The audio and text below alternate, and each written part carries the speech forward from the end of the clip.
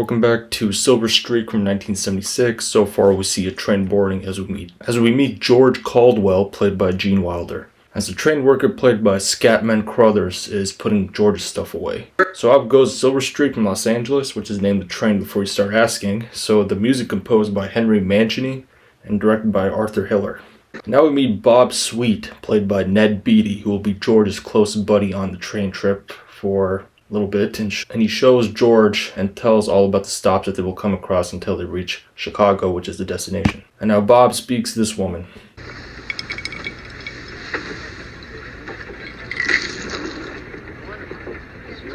And at the dining cars, George spots a perfume girl again, and here comes the same woman again sitting with him and asks her about the latch from the double suite, and her name is Hilly Burns, played by Jill Clayburgh.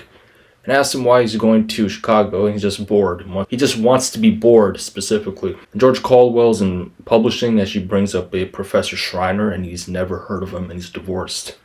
George Caldwell's divorced. So meanwhile, someone getting beat up as you see the two are still enjoying their dinner, and Hildy's drunk and wants more champagne, and Bob Sweet is there too.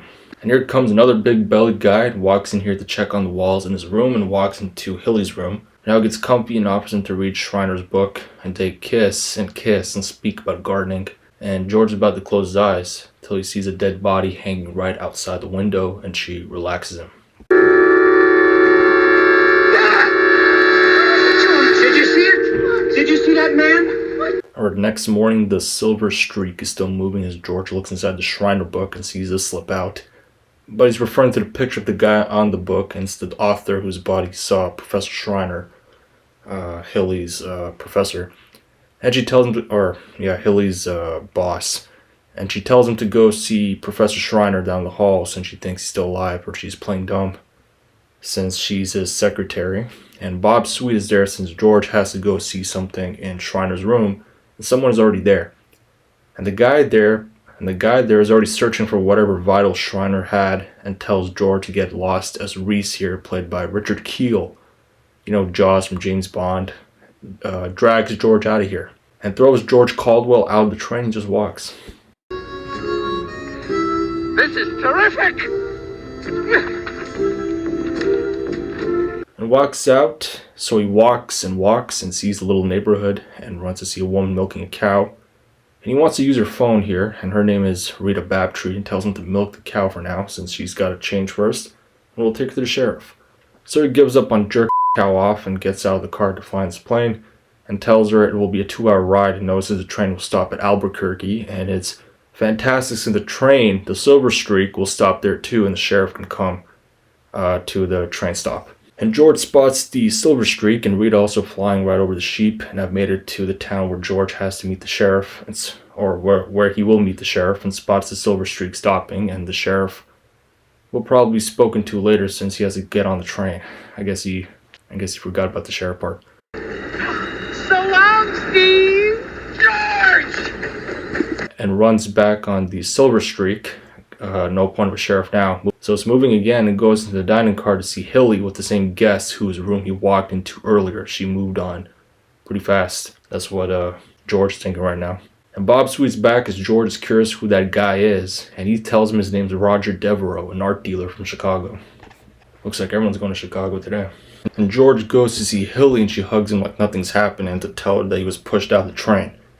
Here comes Roger Devereaux, again played by Patrick McGoohan, and apologizes for Reese for throwing George and questions about the other guy.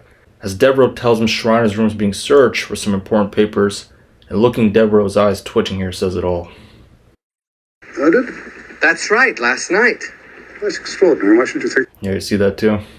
Now here comes Professor Schreiner, supposedly alive, and this Schreiner over here mumbles something called the Rembrandt papers, and George's like, what?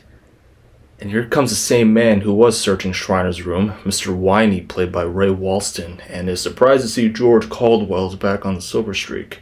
And Schreiner's got to go and is surrounded by the three and apologizes for being confused about all this.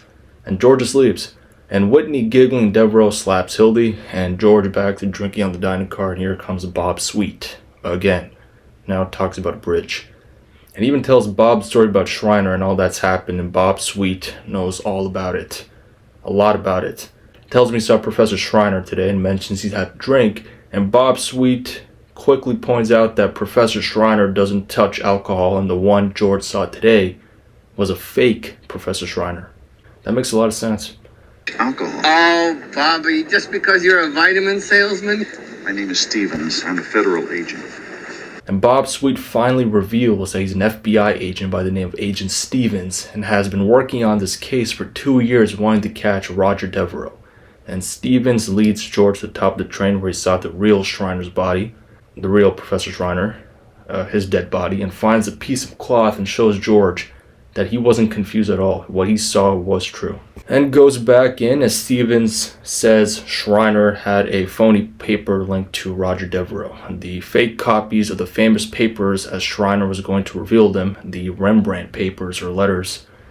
And George has found them inside the same book when he met Hildy, and Stevens says these papers were stolen after a plane crash from Germany due to a gallery scandal, and Hildy's involved too. You'll kick her out.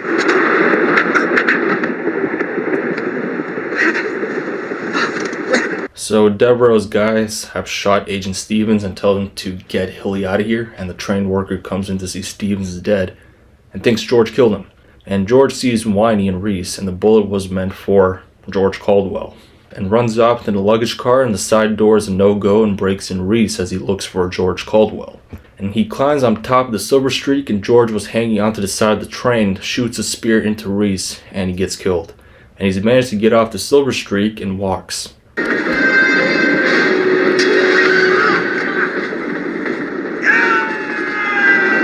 And now he's made into this town and tries to catch a ride and has made it here to the sheriff's office and goes into here a shooting, and it's a Western movie playing. Here we see the sheriff, Sheriff Chauncey, played by Clifton James. Also another one from James Bond. At this point, George is being stupid here by admitting he killed Reese as he tells everything that's been shown so far. And mentions Professor Schreiner's death as well, and the sheriff gets confused and finally mentions he's got the Rembrandt letters. Now it gets a loud ringing, which is a call from someone about George Caldwell, and Chauncey replies that Caldwell's sitting right in front of him, which is the county sheriff calling, by the way. And Chauncey left his gun on the TV there, so he keeps George distracted right now. And Chauncey finally gets his gun as George swipes it out of his hand and starts acting all crazy. Rembrandt is dead. Dead, that makes 4. Listen, fella. And tells George that the county sheriff is on the way and wants him to put the gun down. And Chauncey's nephew is also here, and George steals the squad car and escapes. So George drives off in a hurry, an arrested felon comes out from the back of the seat, and George makes a deal with the felon and comes to the front. And he turns the police scanner on and listens to Chauncey's directions where these two can be easily found. George and this guy over here.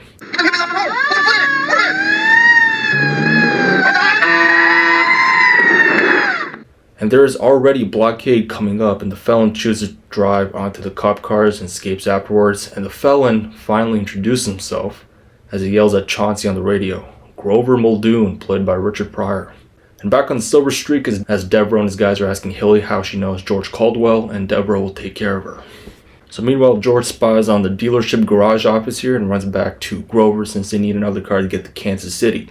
And George goes to check the storekeeper, or the dealership keeper, and he's awake now. He's got the gun pointed at Grover Muldoon, and these two are now headed to Kansas City, and Grover's still thinking George is a pro-criminal, and they each take turns in driving as George is still thinking about Hilly.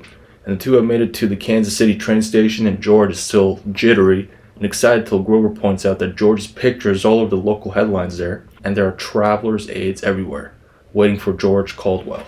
And Grover has an idea. See anything else you want, just make me an offer. No, thank you very much. How about a brush? Nothing! So Grover and George go into this washroom and we'll... that's funny, G&G. So they go into the washroom and turn George black for now, as a disguise to get him on the train to Kansas City, and starts applying some shoe polish on his face. It even brings up Al Jolson, who's known for doing this kind of scenes in the 30s. And wears Grover's clothes and to use the radio as a distraction to avoid attention, and comes in the shoe polisher and sees George's acting power. And the two have made it to the train to Kansas City station, have boarded the Silver Streak once again, as George just looks around to see everyone's gone, and his stuff is gone too. So George tells Grover to check on the fake Professor Schreiner. Give me the gun. Now give me your wallet. What the? Gotta get these guys. As George now washes his face, he sees the music recording machine and turns it on, and here comes in Hilly and sees her and gets hit on the head. And sees her, and George gets hit on the back. Let me just look at that. So George wakes up and Hilly tells him that she was just playing along as Devereaux threatened to kill her, just like he killed the real Professor Schreiner, and the Rembrandt letters have been swiped away. So she was part of it the entire time as a victim. And she spots shoe polish behind his ear as she kisses George Caldwell. And comes in whiny to take the two to Roger Devereaux, and after ordering some food, Devereaux now admits the plan of killing the real Professor Schreiner to get those Rembrandt letters back. And now comes in this guard to tell Devereaux that a car will be waiting at Rockdale. And here's the fake Professor Schreiner, by the way. Who are you? I'm a thief. It's all right, Hilly.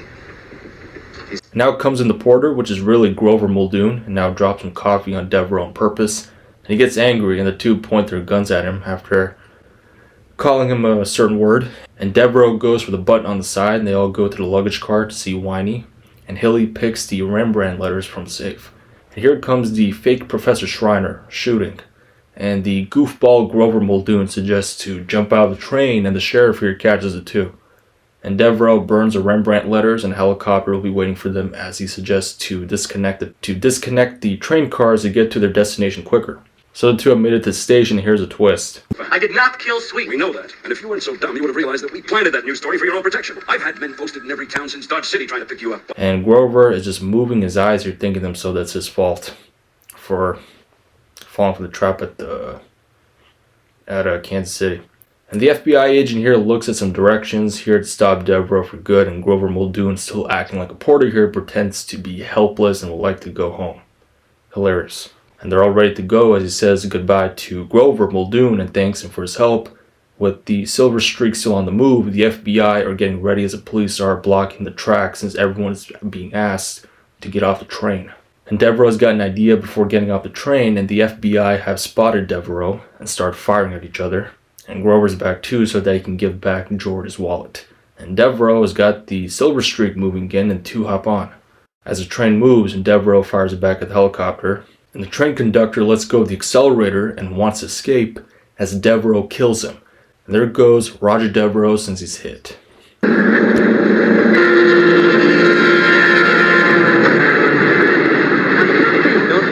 Now it's looking like Pelham 123 here, where the train is just moving with no brakes and no conductor. Meanwhile, the porter here says there is no emergency car, and the FBI are figuring out how to stop his train before it destroys the Chicago train station. And the train worker will go find his boss, played by Fred Willard, and he just runs looking for him as the others try to create a way to stop his train. And the worker finds his boss, and they got 4 minutes till the Silver Streak crashes in, and the announcement of the Silver Streak also arriving for the passengers that they must leave or else they get killed. And George and the others have managed to disconnect the car and let the front car speed away.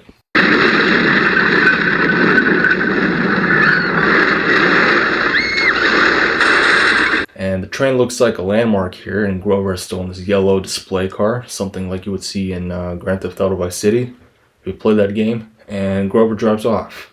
And that is Silver Streak from 1976. It's a fun movie. I loved it the first time I watched it. It's a very fun movie. I loved it the first time I watched it. Sure, nothing was retrieved, but still very fun. One of the many movies Gene Wilder and Richard Pryor have done together. I will see you next time in Enemy of the State from 1998. Like, comment, and subscribe to the channel. Share the video for all you 70s fans. And I'll speak to you next time. Take care. See you soon and watch away. And I'll see you in the next episode. Bye. Are you all right? Is it open?